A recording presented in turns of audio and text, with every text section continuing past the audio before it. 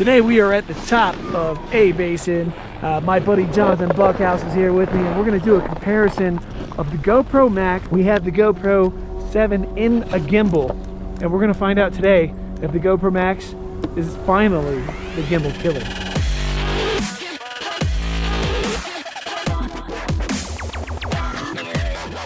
I gotta say, 360 cameras have come such a long way in the last 5 years. Cameras like the GoPro Max and the Insta360 1X both blow my mind at how easy they've made using a 360 camera. Just a little over a year ago, GoPro came out with the GoPro 7. The internet went crazy about its stabilization, and many people claimed it to be the gimbal killer. Neither the GoPro 7 nor the GoPro 8 was a gimbal killer. Those cameras cannot lock in the horizon, similar to the way that a true 3-axis gimbal can. So in this video that you're watching right now, we are using the GoPro Max in what we call hero mode, which is using it like a regular GoPro.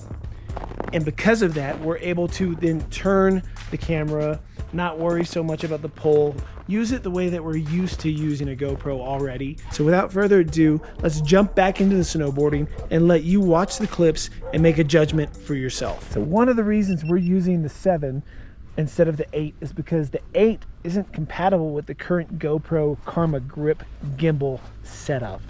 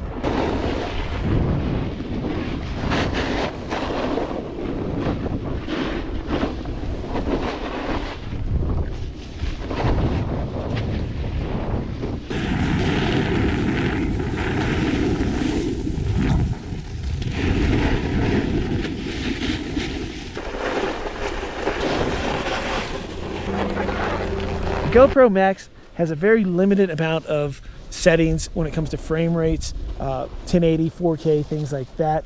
The 7, the 8, they have all that stuff. So if you're into 4K, if you're into 120, 240 frames per second, the GoPro Max isn't going to be the camera for you. If you're filming and you're totally good with 60 frames a second in 1080, then the GoPro Max is going to handle almost like you have a GoPro Hero and a 360 camera built into one, just with lower resolution. And I have a feeling that GoPro did that on purpose, because if this had the same resolution as the GoPro 8, no one would buy the GoPro 8 ever again. Maybe. We'll find out. It is cheaper.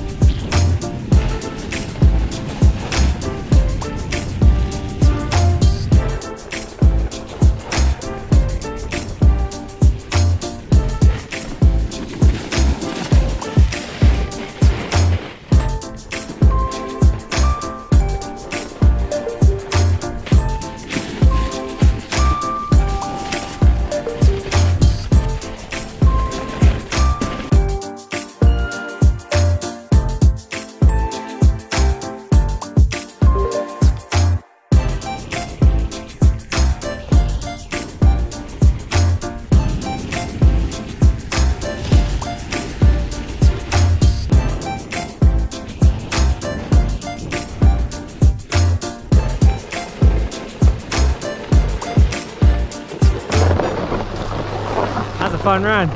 Now this video wasn't intended to go over all the specs and everything about the new GoPro Max. This video is really just to show you how it can be used in hero mode and to find out if the stability in it is comparable to a gimbal or not. If you want to see a video that goes more detail on how to use it in 360, and if you want to learn how to make videos for yourself, snowboarding or not snowboarding, then make sure you subscribe to the channel because I'm going to show you how to do all that kinds of stuff. Now that I've had time to look over this footage, I can actually say I do think GoPro's done it. I think that GoPro has made a camera that is as good, if not better, as using the GoPro Karma Grip with one of GoPro's older cameras. I mean, that footage was incredible. You really can't tell which one was in a gimbal and which one wasn't. The Super View mode actually was better on the Max than it was on the GoPro 7 because it was a wider field of view, which for action stuff is incredible. That's what you want. You want to be able to capture everything. The only downsides really were the fact that it doesn't do 4K. All the stuff that you were watching was done in 1080 at 60 frames a second. For most things, that's more than enough juice. However, there's a lot of people out there that really want that 4K, and if you need that 4K, well, then this camera is not going to be for you. I really don't know how GoPro has done it, but to me, the Max has surpassed the quality in the color profile in auto mode compared to the 7 and the 8. The blues are so crazy vivid. Skin tones look natural enough. I just can't believe that this is all auto and that I don't have to tweak it and edit the coloring or try to build a dynamic range more in post-production. The stability that you're seeing now in cameras like the GoPro Max and the Insta360 One X is so mind-blowing good that I predict that in no time at all we're going to be seeing 180 digital cameras like this, 360 cameras like this put into objects like our drones as well as our phones and everything in between. This is the future. It really is. I think the coolest thing about the GoPro Max is the fact that I can switch from a regular action camera into a 360 camera with a push of a button. I am making another video going into much more detail, so if you haven't already subscribed, make sure you hit the subscribe button, click that little bell icon so you don't miss it when that content comes. Make sure you stick around because I'm going to be doing a side-by-side with the GoPro Max versus the Insta360 versus the GoPro 8 and the upcoming Insta360, whatever they're calling their version 2 of this one, which I'm going to be talking to you about in another video very soon. So make sure to stay tuned so you don't miss that as well. Let me know in the comments below what you'd like to see, and I'll get on top of that in a future video. Thanks for watching, guys.